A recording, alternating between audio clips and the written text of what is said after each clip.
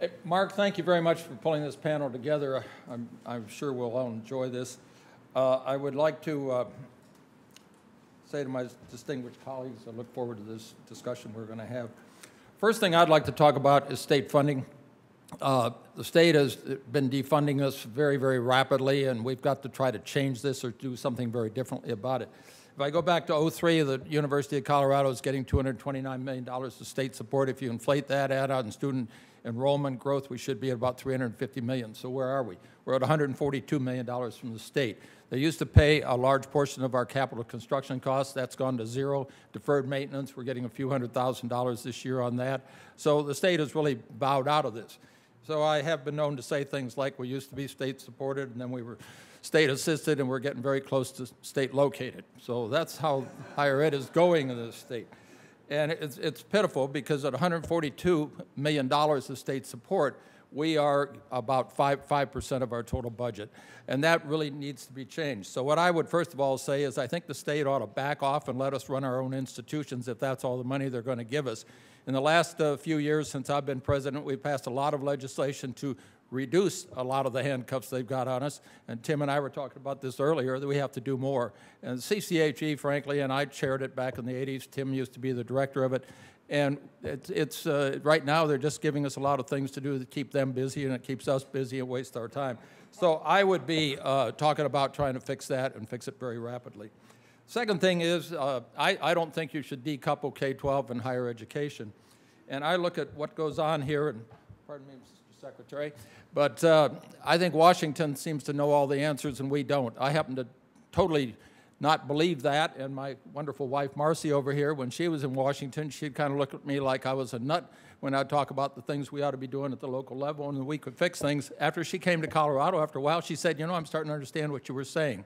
So I don't think all the answers are right here in Washington. So I would ask them to let us have our own way and run things the way we should in the state, and particularly in higher ed, we don't have as much handcuffs as the K-12 system.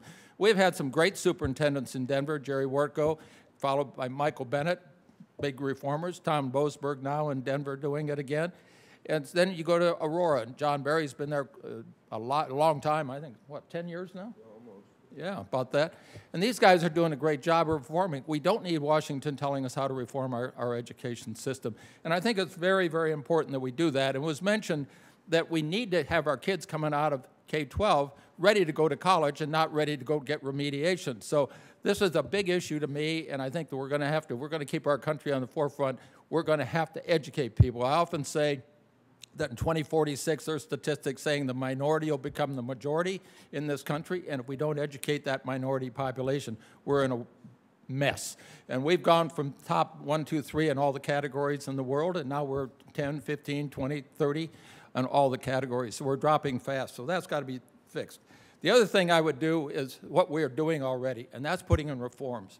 And we've got to change the way we do things, and we've got to keep our costs down. And so I will use one example out of Boulder, and they were the first people to start doing this. And they have clickers in lecture halls, and if you don't get it, you click it, and they start over and do it again. They have learning assistants, and this has been copied around the country now. The learning assistants then step in and take little groups, and they work. These are current students that have recently taken the courses. They know where the hard spots are in those courses. And the statistic I like here is that if you go to a normal lecture, there's like 58% retain what's been said.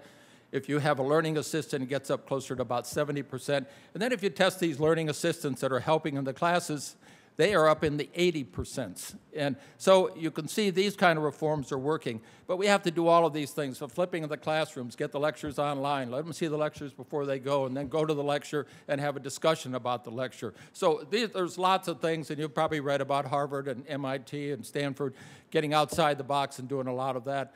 iTunes U, another one, you can get a lot of content in these places. What we need to do then is start developing into credit for people. So I think I've probably about used up my time. So anyway, I thank you very much. But we're doing a lot of these things already. And I'll say one other thing. We have something called the Presidential Teaching Scholars at the university. I don't think they've ever been asked to do anything. And I said, well, let's get all these guys together. They're the best and the brightest. So I meet with them, and I hear about how we can change things, fix things, and move forward. So anyway, those are the things that I think need to be done, and thank you very much.